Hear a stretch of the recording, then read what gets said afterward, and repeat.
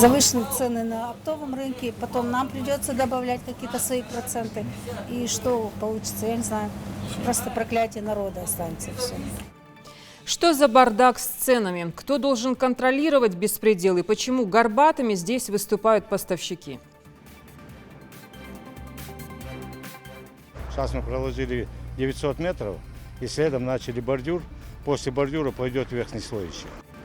Расскажем о том, как идет реконструкция участка автодороги Назрань-Грозный. Вот сейчас я еду, там авария, там авария.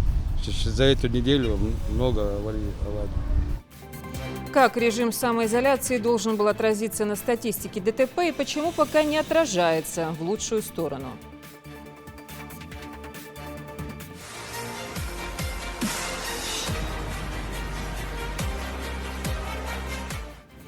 Сильных телом болезнь не сломит, а уж уединение тем более. Чем себя занимают дома наши спортсмены, понаблюдаем.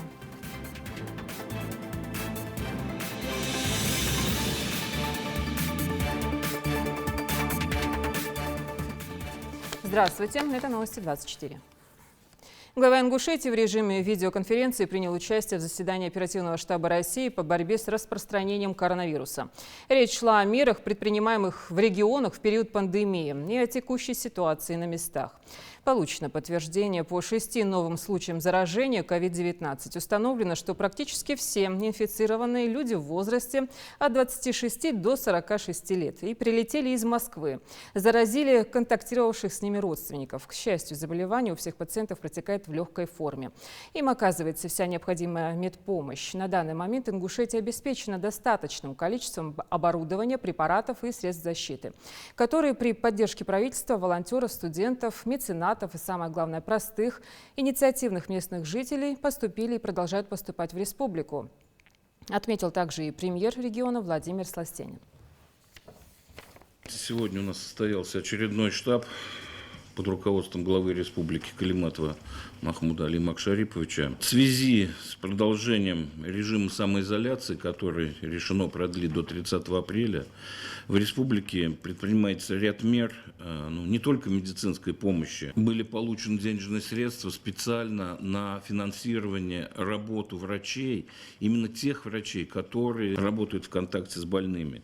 Данные денежные средства тоже доведены до Министерства здравоохранения, будут составлены списки, и люди получат денежное вознаграждение за этот самоотверженный труд. Я сегодня благодарю депутатов Народного собрания, что они собрались на внеочередное заседание и сегодня приняли закон Республики Ингушетия о ежемесячной денежной выплате на ребенка в возрасте от 3 до 7 лет. Данные денежные средства будут начисляться с 1 января и выплачиваться уже с 1 июня.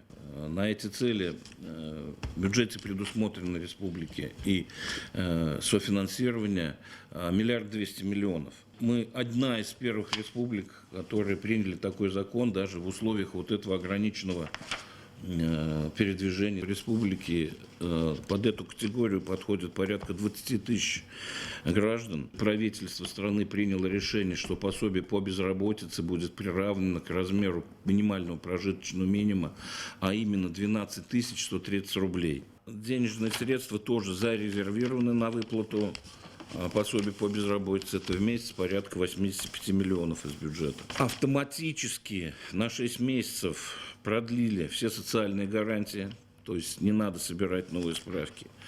Упростили систему выплат только по заявлениям, но надо это заявление открыть в личном кабинете. Вместе с тем, глава выразил обеспокоенность в перспективе финансового состояния в республике. Ведь вы знаете, что в связи вот с этими вынужденными выходными многие были закрыты предприятия, люди остались без работы. Были предприняты следующие меры. Сегодня уже подготовлен главой республики перечень системообразующих организаций. То есть те предприятия, которым мы сегодня разрешаем работать, и люди выйдут, и это будет продолжена занятость населения, и это окажет социальную стабильность. Это наши крупные предприятия, и Ингушнефть, и Техстрой, и РИАК, и Садгигант. Все понимают, что предприятия должны работать, люди зарабатывать деньги. Вместе с правительством страны, наше правительство заботится о бизнесменах. подготовлен ряд документов и будет принят антикризисный план республики, в который будут включены такие шаги, как снижение ставок по упрощенной системе налогообложения, упрощен порядок представления организациям по отсрочкам и расчетам, целый перечень подготовлен вот этих послаблений именно со стороны налоговой инспекции. Все делается для того, чтобы сохранить малый и средний бизнес, сохранить доходы у людей. Даже по ряду кредитных организаций подготовлены меры. Если доказывает предприятие, что доходы у него снизились на 30%, определен там перечень суммы кредитных заемов, по которым будут предоставлены кредитные каникулы.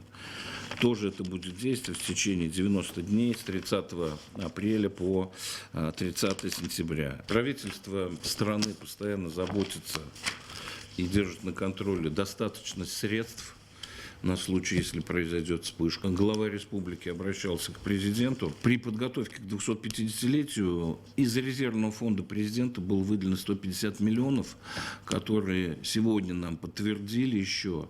Они направлены на приобретение томографа большого и оборудования для детской больницы. А также мы ремонтируем еще там одну котельню. Поэтому денежные средства, вот, надо отметить, что и даже в эти условия из резервного фонда президента страны они поступили. Ну и также мы сегодня прорабатываем заявку на строительство детской инфекционной больницы, которой у нас в республике нет. И сегодня вот над этим глава работает. Мы сейчас там договариваемся с Министерством экономического развития, чтобы нашу заявку включили уже на этот год. Еще раз обращаемся ко всем жителям нашей республики сохранять режим самоизоляции. Самое главное лекарство от того, чтобы не заболеть этой болезнью, это как можно меньше контактов. Итак, за сутки в России выявлены 1154 новых случая заражения коронавирусной инфекцией. Таким образом, количество заболевших по всей стране составило 7497 человек. О том, какая сейчас обстановка в Ингушетии, расскажет заместитель руководителя управления Роспотребнадзора по Ингушетии Зара Гитагазова. На сегодняшнее утро, по информации оперативного штаба Российской Федерации, опубликованы данные о том, что у нас добавилось подтвержденных 6 случаев. Итого на территории нашей республики 7 подтвержденных случаев коронавирусной инфекции. По данным первичного скрининга, который проводится на базе лаборатории ФБУ Центра гигиены и эпидемиологии Республики Ингушетия, за сутки добавилось 6 положительных скринов первичных, которые мы также отправляем на подтверждение в референс-центр города Ставрополя. Таким образом, по итогу всего с начала наблюдения у нас 33 первичных скрининга на базе нашей лаборатории, из них 7 подтвержденных, 20 находятся сейчас на подтверждении частично в городе Москва в противочумном центре и частично в Ставропольском противочумном научно-исследовательском институте. И 6 проб сейчас мы готовим к транспортированию в Ставропольский противочумный институт. Под наблюдением за весь период у нас находилось более 760 человек. По состоянию на сегодняшний день остаются на наблюдении на дому 263 человека и в условиях стационара 12 человек. Состояние госпитализированных в основном легкая, средней степени тяжести. Один из тех, у кого первичный положительный скрин, но пока подтверждение не пришло, находится в тяжелом состоянии. Это мужчина 67 лет. Это, как мы уже раньше говорили, категория населения, которой уделяется особое внимание, люди старше 65 лет. По данным нашего мониторинга, на самоизоляции у нас находится в домашних условиях 6 таких человек в удовлетворительном состоянии и в условиях стационара 1 человек. В обязательном порядке ведется контроль. Просто то, что касается проведения самоизоляции, прописано у нас в постановлениях главного государственного санитарного врача Российской Федерации, в основном те, которые приехали из-за границы. Но сейчас для нас мы, руководствуясь на тех данных, которые мы получили вот, по расследованию этого эпидемического процесса, тех случаев, которые у нас есть, сейчас подтвержденно идут, это в основном семейные случаи, и источник идет от тех людей, которые вернулись как раз из крупных городов нашей страны. На сегодняшний день мы можем говорить о реальной статистике, та, которая у нас есть. Вот по 3 семейным случаям, 3 семейных очага, как мы уже говорили, 33 на базе нашей лаборатории получено 33 положительных результата. Вот из этих 33 8 человек – это один семейный очаг, еще 8 человек – второй семейный очаг, 6 человек по 3-му семейному очагу. Ну, кроме того, еще по контактам, вот все практически контактные, у нас несколько человек, которые сами активно обратились. Остальные – это все контакты по семье. То есть это уже дает представление о том, насколько быстро идет распространение. 1-2 дня контакта, и мы имеем 8 человек, у которых есть первичный положительный скрининг. С начала апреля практически у нас идет такой рост. То есть это идет начало эпидемического процесса. Это очень хорошо, что те, которые у нас подозрительны на это заболевание, и те, у кого подтверждены диагнозы, практически все, они либо просто мы можем считать, что они инфицированные, либо легкая степень тяжести, потому что заболевание сопровождалось только подъемом температуры, может быть, каким-то легким кашлем. Это очень хорошая статистика на сегодняшний день.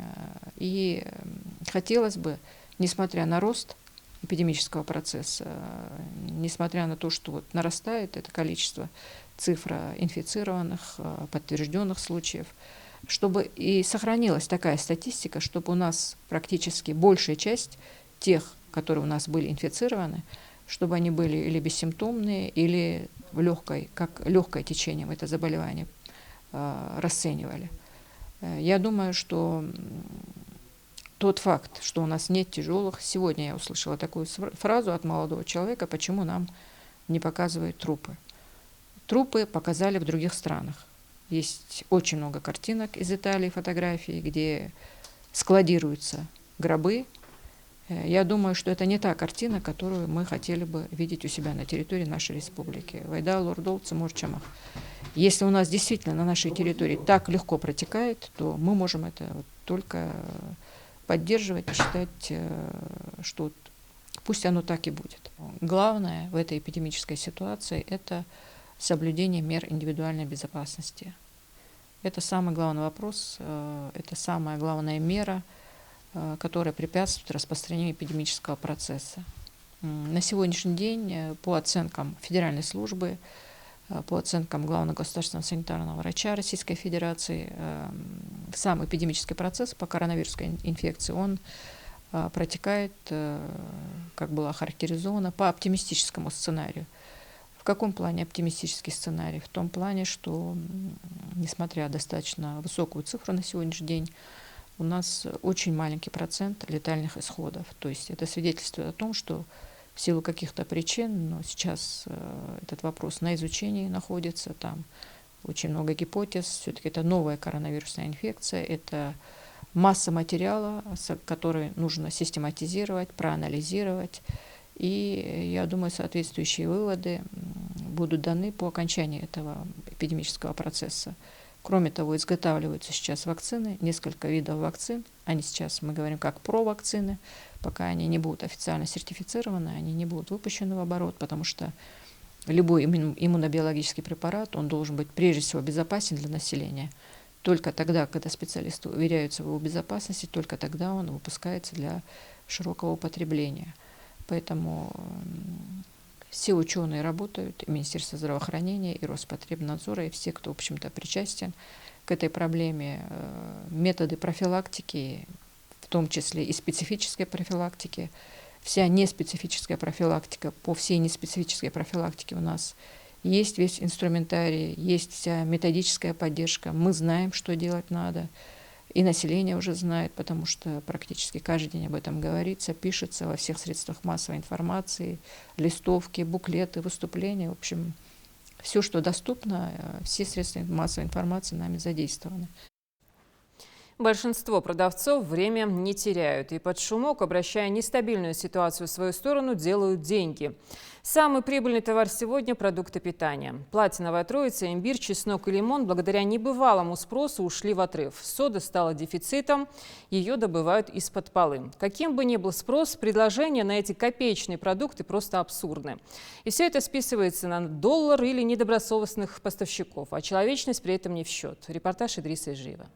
В последнее время в социальных сетях распространяется мем с призывом жителей вкладываться в лимоны, имбирь и чеснок. Публикация хоть и с юмористическим подтекстом, однако доля правды в ней есть. Из-за эпидемии коронавируса данные продукты получили статус народного лекарства. А огромный спрос всегда граничит с искусственным завышением цены. Лимон и чеснок подорожали в разы, а самое главное, их не так легко найти, ведь прилавки опустошают мгновенно.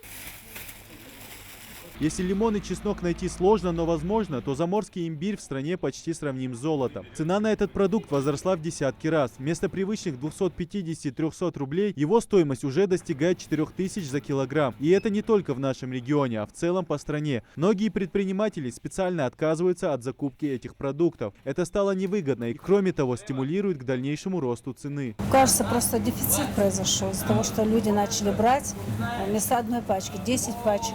Лимоны десятками, там 10-15 штук забирали. Имбирь килограммами забирали. Поэтому, наверное, не знаю. А скажите, а в вашем магазине есть имбирь, чеснок, чтобы купить? Нет. С первого дня карантина мы ни лимоны не берем, ни имбирь не берем и чеснок не берем. А по какой причине вы сейчас не По продаете? той причине, что очень завышенные цены. Завышенные цены на оптовом рынке, потом нам придется добавлять какие-то свои проценты. И что получится, я не знаю. Просто проклятие народа останется все. Сода – продукт, который был в каждом доме, теперь единорог среди товаров. Из нескольких больших продуктовых магазинов республики лишь в столичном маркете ее удалось найти. Дефицит связан опять-таки с недостоверной информацией, которой пестрят социальные сети. Люди в буквальном смысле боятся остаться без нее, поэтому закупают этот белый порошок ящиками. Скачок цен на некоторые товары продавцы объясняют просто. Поставщики поднимают цены, а повышение закупочной стоимости в свою очередь вынуждает делать небольшую надбавку. У нас есть два вида разновидности соды. Дефицита мы не чувствовали, потому что у нас она всегда была. А как по-вашему, почему вот имбирь, чеснок и остальные вообще товары, они дорожают? Ну, наверное, потому что поставщики их поставляют уже дорого. Вот недавно к нам пришла сода, но она подорожала на 2 рубля. Это, по-моему, незначительная сумма. В стране целебный статус имеет все вышеперечисленные продукты. Однако медики считают, что если эти продукты и помогают жителям от болезни, то только своими витаминными свойствами. А употребление в больших количествах могут даже навредить. Имбирь может при температуре, его, конечно, нельзя кушать из-за того, что сам имбирь повышает температуру, усиливает кровоток. И чеснок, лук то же самое может усугубить при язвенной болезни, обострить хронические заболевания желудочно-кишечного тракта. В принципе, надо быть осторожными с этим. Вот эти продукты, конечно, могут повышать иммунитет, но во время простуды и даже при любом вирусе это не поможет.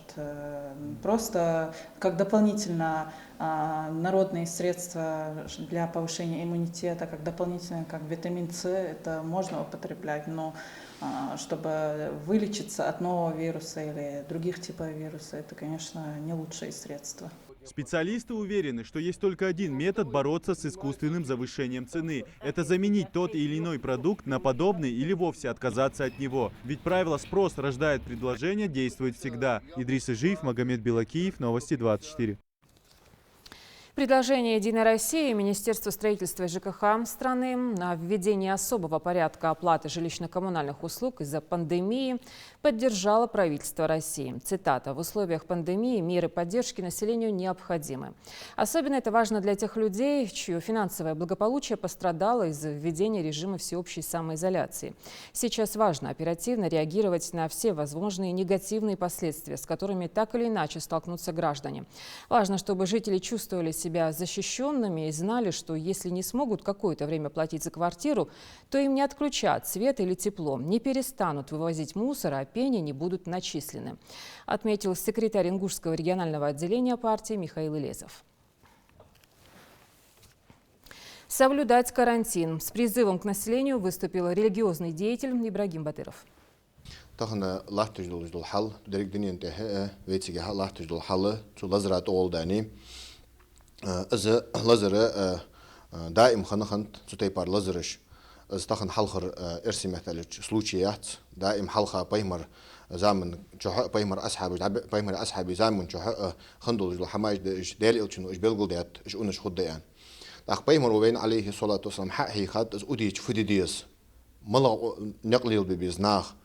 ديال إلشون حقيقة دوين هني أشوف ويتو حما كل هرداخة ويتو حما لوردي بيهمر وين حقيقة تس تختخن وي بيزن بر ليل دش خلوتشي وين دال دوست القرآن مش ديس وي بيزن بر وي ليل دل وين ديال إلش مش ويس وين وي بيزر وي ليل دل ديال إلشون سنة مش ديس وين بيهمر دعوان شو تح تخ بيهمر أصحاب الليل ده حم مش ديس وين وي بيزن بر حليل دلش خلوتش سندوتشي أزناخك جو أقدر فدا إلشي شاك دال آخر دي بيهمر ويا آخر دي سن أصحاب الليل ده ليل دي هني ألشي تهنا دال ويجي قرآن تهه دال إلشنو شي سنة تجاحة بيمري أصحابج ويجلور لي يوخ أزمودلج لحمة تخيتش دال إلشنو عليه الصلاة والسلام يوخ بيمروم از أوديش شاقح از أوديش شو تسميخ كلي تسميخ كرار مدللا شو دال إلشنو دوللا شي بيزم بولش ليل لاش متشوخسو شو دولش مهتي وحدين دل شر مدللاش قتش دقن شاش تخزج دعش مغولا شو دال إلشنو عليه الصلاة والسلام تاخ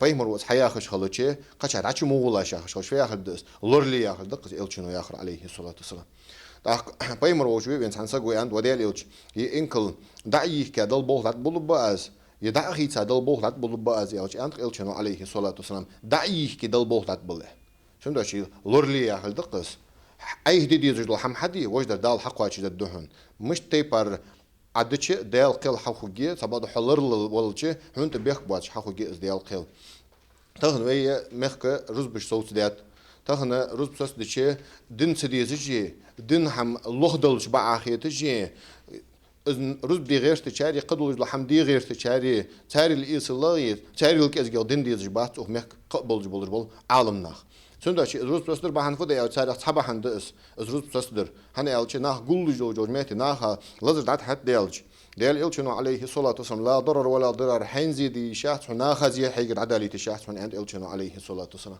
تاخ تحسك دين وتاشتغا ملوخش بحن تاني تحسك دين وتاشتغا وهلاتم بقته مل ورسك دين وتاشتغا خرج بالمال خبص نخدال ملوخش بحن تحسك وين ورسك وهلاتم بقته مل ورسك وين اشتغا خرج لك أخذ دسنخ سنداشي وي دي قرد ويك تهن لورج ياخر حدر تهن وي موخ زعميك موخ وي قم دق حملين قم دوي سنداشي هنا دليك أزيك صابري خلش ستيم بولش اشتعدخ ديس كوي يروز ب يبيس يتحق حملور دي يحتو باتش سبري مدى حديوي قويت دينا ديت دينا شنكرا سو وغونش ثاني تشي دواهن دايو خلج وغون شي ديكا سبري مدى جاديوي تاخ تسوخان ويل إصلاخم ويدي روز بسديزجي قدول لولقش سديزجي بارغتو سيزجي سنداشي أجو ديهر در مخ خوشك وخلاحتج لوش حال شها شاج لورلي شي ديزل لور بي تهن ويك دال حياة خجمدي إسباي مروحة من عندي ويكس عليه الصلاة والسلام أصحاب جويك حي قبل بول نقم بيس أصدق أش أو دي هرتوق أز ميخ كوشك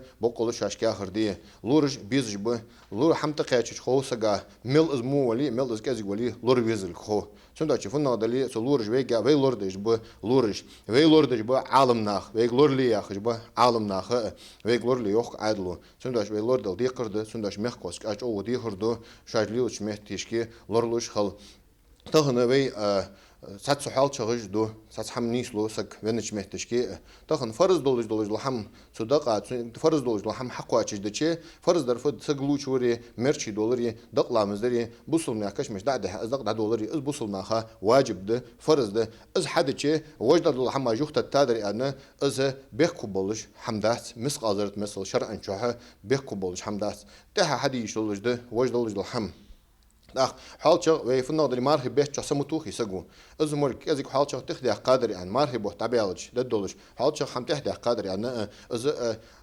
وين بيدني ويك حياخد لحم دقس دال نيش دولدوي دال توا دولدوي حال. В связи с ростом спроса на аренду квартир приезжими из других городов и субъектов Российской Федерации, администрация города Магаз просит застройщиков и собственников квартир города не сдавать их в аренду в связи с пандемией коронавируса. Важно отнестись с пониманием к неспокойному состоянию горожан, озабоченных своим здоровьем, прислушаться к их просьбе не заселять в квартиры приезжих, поскольку ситуация носит временный характер. После разрешения обстановки с пандемией сдавать квартиры в аренду по-прежнему будет возможно. В республике полным ходом идет реконструкция участка автодороги Назрань-Грозный. Масштабные работы организованы в рамках национального проекта «Безопасные и качественные автомобильные дороги». В прошлом году региональный автодор уже завершил реконструкцию дороги длиной в 4,5 километра. И сейчас рабочие занимаются обустройством дорожного полотна второй очереди. Микаил Тангиев с подробностями. Пока большинство жителей Ингушетии сидят дома на самоизоляции и ждут окончания эпидемии, Руслан Кокурхоев не перестает трудиться на благо народа. Дорожным работам он посвятил более 20 лет и твердо уверен, современные и качественные автомобильные дороги – это всегда залог безопасности как водителей, так и пассажиров.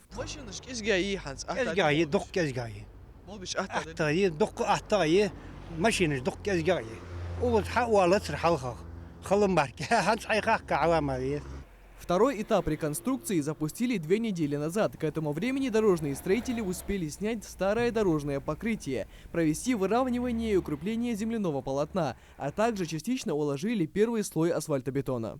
Сейчас мы проложили 900 метров и следом начали бордюр. После бордюра пойдет верхний слой еще, 6 сантиметров.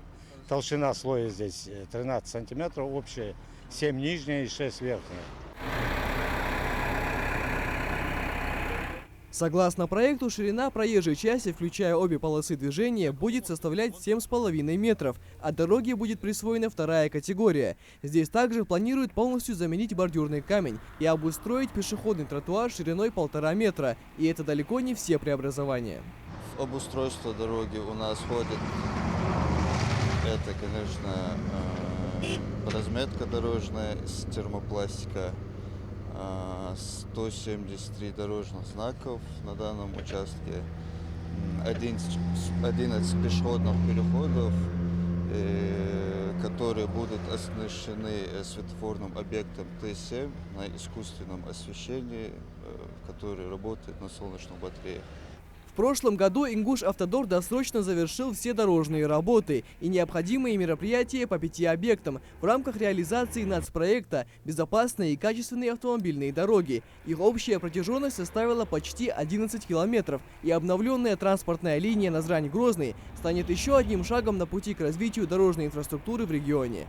Завершить строительные работы на этом участке автодороги планируют уже в конце июля. Рабочие уверяют, после того, как период самоизоляции закончится и автолюбители массово заполнят транспортную артерию региона, их ждет приятный сюрприз в виде качественной и, главное, безопасной автомобильной дороги. Микаил Тангиев, Магомед Белакиев, Новости 24. Карантин и дороги. Есть ли связь между самоизоляцией и количеством автолюбителей на трассах региона? По идее, прямая. Чем больше людей осело дома, тем просторнее должно быть на улицах городов и районов. Ну и, соответственно, статистика ДТП должна порадовать хотя бы сейчас. А что в действительности, узнаем из следующего репортажа. Над решением ситуации бились как общественность республики, так и сотрудники ГИБДД. Было очевидно и то, что массовые рейды по выявлению нарушителей серьезных изменений не принесли. Никто бы и не подумал, что в дело обеспечения безопасности дорожного движения на помощь придет коронавирус, точнее объявленный повсеместно карантин. Взрослые не работают, а дети обучаются дома. И как итог, большинство населения вне риска. Впрочем, как показывает опрос, с этим мнением солидарны не все автолюбители. Гораздо меньше ДТП. Народу меньше, пешеходов мало, транспорт, соответственно, тоже гораздо меньше стало, в разы, можно сказать. Так что если этот коронавирус еще продлится 2-3 месяца, я думаю, статистика по ДТП в регионе будет нормальная.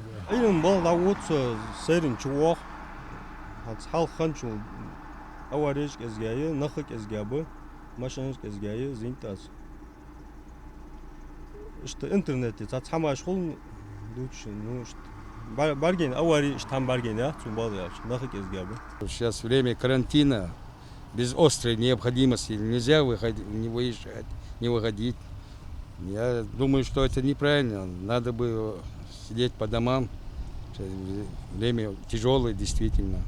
Несоблюдение скоростного режима и выезд на полосу встречного движения как основные причины дорожно-транспортного происшествия мелькают в сводках ГИБДД, да и просто новостных пабликах социальных сетей. По словам Зары Ужаховой, положительная динамика в снижении аварийности на дорогах все же отмечается. Пока мы видим, что у нас происходит дорожно-транспортное происшествие, к сожалению, не все население сегодня прислушивается к словам и самоизолируется для того, чтобы предотвратить заражение коронавирусом. Но есть, конечно, немножко, мы видим, что дорожное полотно разгрузилось, не так много транспорта на дорогах. Но, к сожалению, мы, конечно, фиксируем ДТП, и, к сожалению, теряем родных и близких. Целый поток автомобилистов на дороге создает впечатление, что карантинные меры не для всех, а правила дорожного движения существуют не для всех водителей. Удивительно, но для того, чтобы исправить ситуацию на дорогах, да и вообще сохранить себе жизнь, нужно просто оставаться дома. Ну а сотрудники госавтоинспекции по-прежнему призывают жителей республики быть бдительными и аккуратными на дорогах. Михаил Тангиев, Адам Мережков, Магомед Дидигов, Новости 24. Сегодня во всем мире отмечается Всемирный день здоровья. Праздник посвящен одной из самых значимых сфер в нашей жизни, приурочен к созданию Всемирной организации здравоохранения. Ежегодное проведение праздника вошло в традицию с 1950 года. Каждый год Всемирный день здоровья посвящается глобальным проблемам, стоящим перед здравоохранением планеты. Так, 2020 объявлен годом работников сестринских и акушерских служб. ВОЗ признает важную роль специалистов в оказании первичной медико-санитарной помощи. Карантин не повод прекращать активную деятельность. Кто хочет заниматься спортом, тот будет тренироваться и вне зала, чтобы форму не терять и здоровый дух поддерживать. Наши спортсмены тому подтверждение. Минспорт Ингушетии запустил челлендж с хэштегом «Тренировки дома», к которому уже присоединились десятки людей. Зелимхан Калоев продемонстрирует. Движение – это жизнь. И ингушские спортсмены с этим согласны. Первым к масштабному челленджу присоединился борец греко-римского стиля, победитель и призер чемпионатов России и мира Бекхан Аздоев. Подхватил эстафету и борец UFC, любимчик публики Мовсар Евлоев.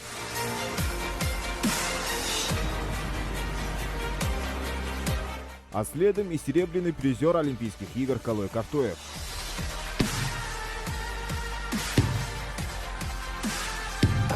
Мастер-класс от ингушского боксера-профессионала Рашида Кадзоева.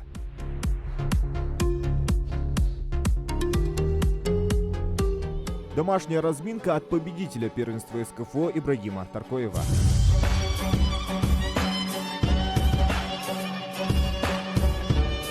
В стороне не остались и самые юные – братья Исмурзиевы. Я Магомед Исмурзиев, прошу всех спортсменов заниматься в домашних условиях, пока коронавирус не прошел, и соблюдать форму. Здесь мы четко видим, что будущее футбола за Азимом Мальсаговым. А вот и бой с тенью боксера Кадыра Хамхоева. Теперь понятно, куда можно вбить свой негатив. Абдулла Аушев грушу не жалеет.